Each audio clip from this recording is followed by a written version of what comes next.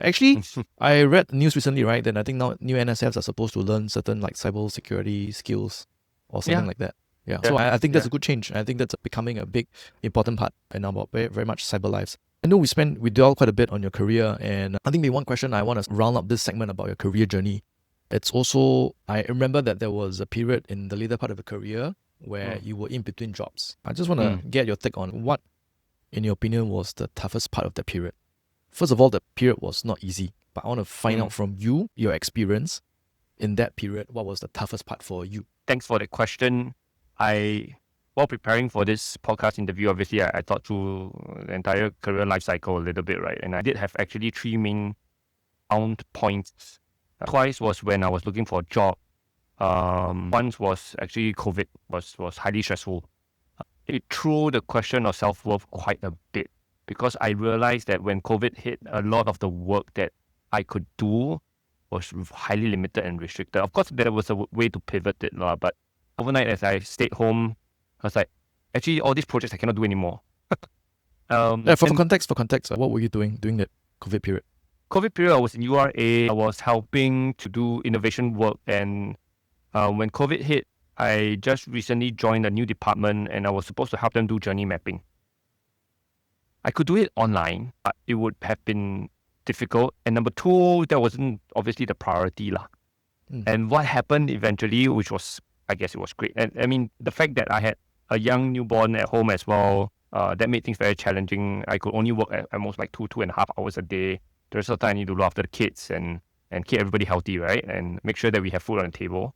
But I was pulled in.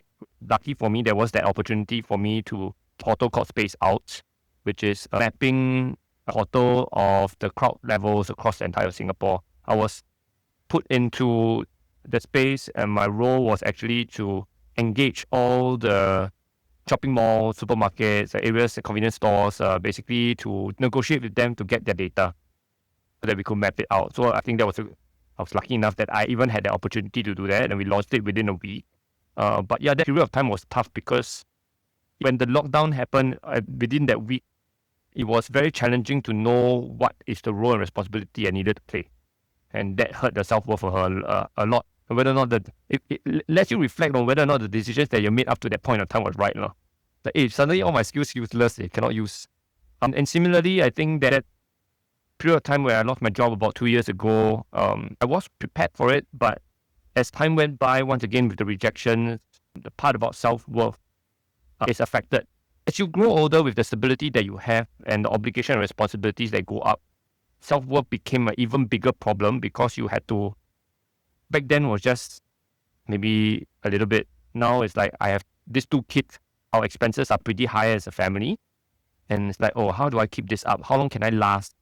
And on top of that, can I really get the job that I want that would help continue to bring me to the direction that I want? Yeah, so naturally the stress came in with the worry about the future, about whether or not how much of my savings am I going to deplete until the point I find a job, right? Of course, there was plan B and C, the contingency plans all came in, all the past lessons about finding a job and stuff all came in.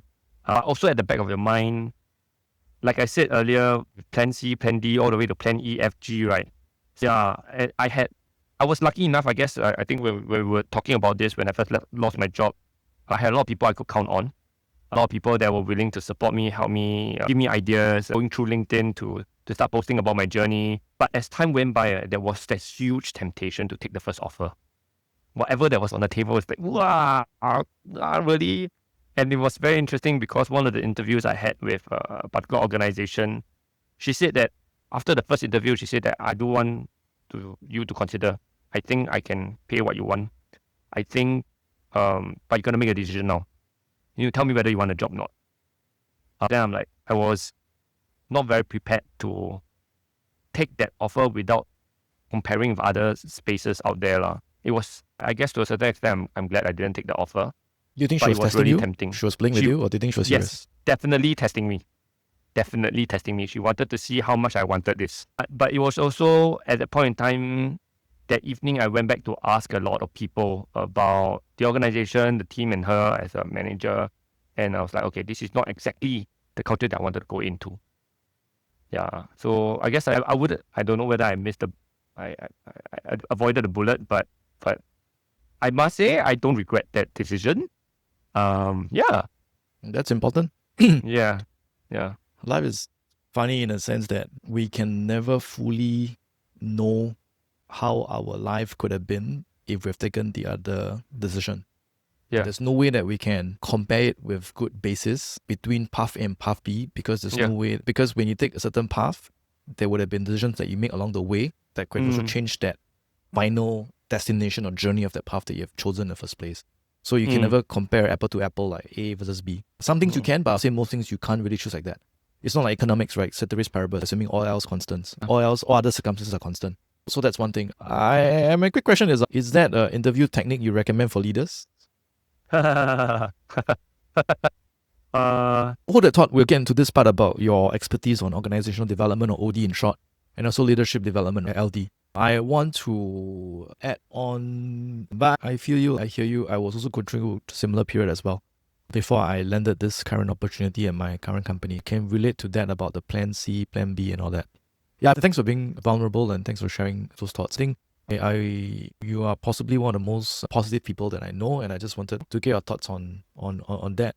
I think no matter how positive you are, how negative, you'll bump into situations where it's definitely not within your control.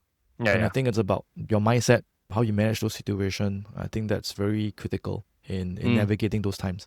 So I just want to get your thoughts on that.